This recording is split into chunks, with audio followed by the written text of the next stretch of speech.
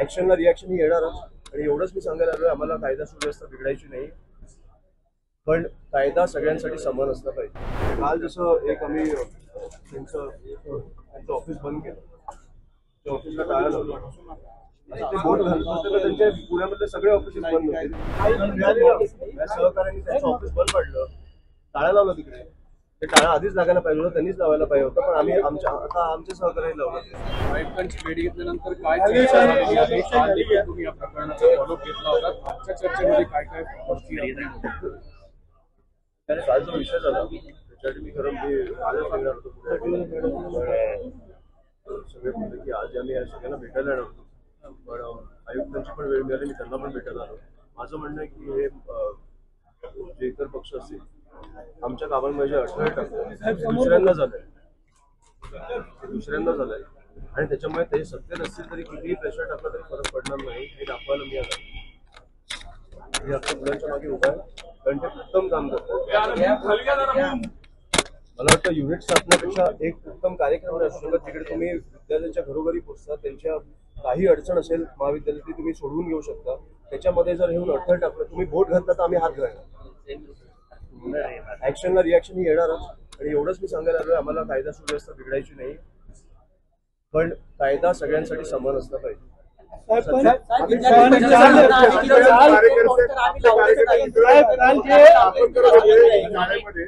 काल जे पॅम्पलेट तुम्ही दाखवले, मात्र तुमच्याच विरोधात कार्यकर्त्यांच्या विरोधात गुन्हा दाखल झालेला आहे.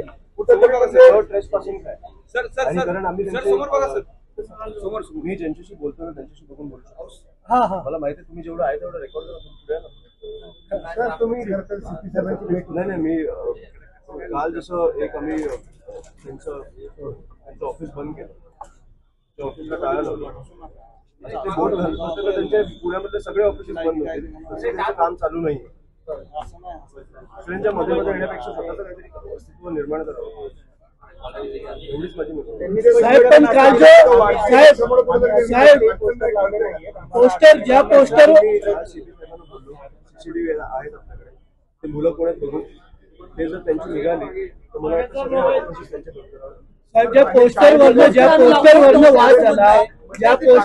वाद झाला त्या पोस्टर बाबत सकाळपासून काल चर्चा सुरू होती दोन्ही संघटनांमध्ये.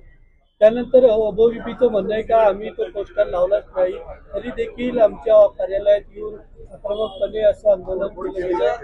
मग ह्याच्या पुढे कुठचाही कार्यक्रम असेल त्यांचा आणि आम्ही तिकडे बॉयकॉट एबीव्हीपी लिहिलं आणि जॉईन एमएनएस लिहिलं आणि आम्ही बोललो आमचं नाहीये तर चालणार आहे. त्याच्यामुळे ती मुलं कोण आहेत आपण बघू. ह्याच्या पुढे झालं तर ह्याच्या पुढे आमची अशीच रिॲक्शन मिळणार.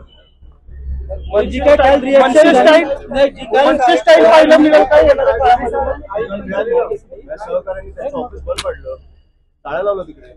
ते टाळा आधीच लागायला पाहिजे होतं, त्यांनीच लावायला पाहिजे होतं, पण आम्ही आमच्या सहकार्याने लावलं. आयुक्तांशी आमच्या ह्या फक्त विषयावर चर्चा झाली. आता तुम्ही पुण्याची परिस्थिती बघितली, भीषण झाली. तुम्ही 18 वर्षाच्या खाली बारमध्ये मुला मुलींना तुम्ही दारू देताय. ड्रग्सचा विषय मला वाटतं 1000 कोटीचे ड्रग्स पकडले गेले, अजून एक वर्ष पण नाही झालंय. महिलांचे आता एका महिलेवर अत्याचार झाला. मला सांगा तो फॉर्शवाला ज्याने ठोकलं, ज्याला निबंध त्याला सांगितलं, त्याचं काय झालं पुढे? बेल झाली आणि आपण त्याच्यावर काही हे पण नाही केलं, लक्ष पण नाही ठेवलं. तो निघाला, तो 2 लोकांना उडवलं त्यांनी. आपल्याकडे कसं आहे, दिवसाला आपल्याकडे बातमी येत जातं. ह्या गोष्टींवर कोण लक्ष ठेवणार की आधी काय झालंय?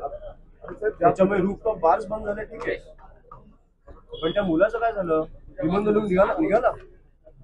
हे सगळ्यांच्या मुलांना अलाउड असणार आहे का? चुकून झालं तर कायदा सगळ्यांसाठी समान असला पाहिजे. ज्या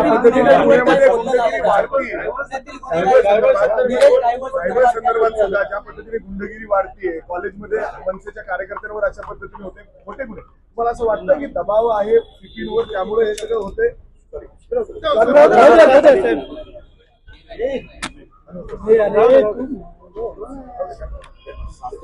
मी हेच म्हणून आज तुम्हाला फोन करायला आलो की दबाव ही गोष्ट नसते. आम्ही पण दबाव देऊ शकतो, आम्हाला द्यायचा नाही.